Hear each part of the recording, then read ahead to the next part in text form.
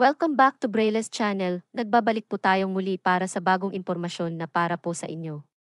And this time, ay ibabalita lamang po natin ang nakaschedule na releasing ng 13-month P ng lahat ng first batch SSS pensioners.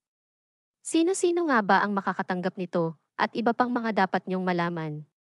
But before po tayo mag-start sa ating topic, kung bago ka pa lang sa aking channel, please do kindly subscribe, like, and share na din Brilla's sa ating channel. mga kaibigan, kaanak o kapo po Brilla's natin channel. SSS pensioners para mas marami pa po Brilla's ang channel. makaalam ng kanilang good news. Subscribe.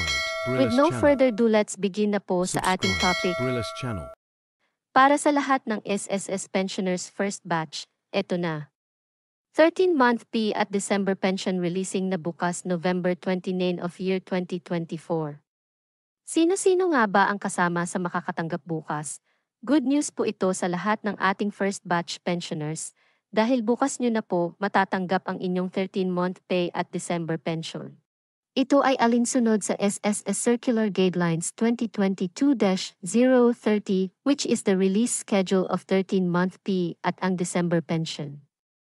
Ang buong detalye po nito ay una na po nating naibahagi sa inyo, kaya't sa mga bago pa lang natatanggap ng 13-month at may problema sa kanilang pension ay pwede nyo po itong panoorin. Ang tanong ng karamihan, sino-sino nga ba ang makakatanggap? Ito po ay para sa lahat ng SSS pensioners, kasama na po dito ang retiree pensioners, survivor pensioners, dependent pensioners at ang mga disability pensioners.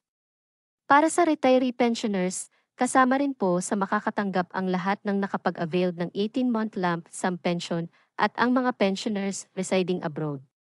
Para naman sa mga survivors, dependent, disability at mga retiree pensioners na umabot na sa edad 80 pataas ay dapat nakapag-comply na ng kanilang AKOP dahil hindi makakasamang makatanggap ang mga nakahold due to AKOP problem. Ang inyong 13-month at December pension ay ibibigay lamang once nag-resume o naibalik na ang inyong pension.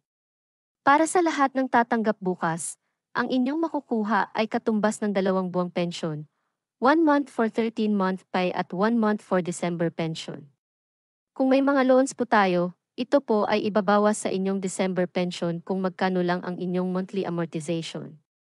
At ang inyong 13-month pay ay buo nyo pong makukuha. Congrats po in advance! Sa lahat ng ating mga SSS pensioners at by next week naman po ang lahat ng second batch pensioners naman ang makakatanggap. That's it. Manatili lamang po kayong nakatutok sa aking channel para sa latest information updates na para po sa inyo. Marami pong salamat and advance Merry Christmas po sa inyong lahat.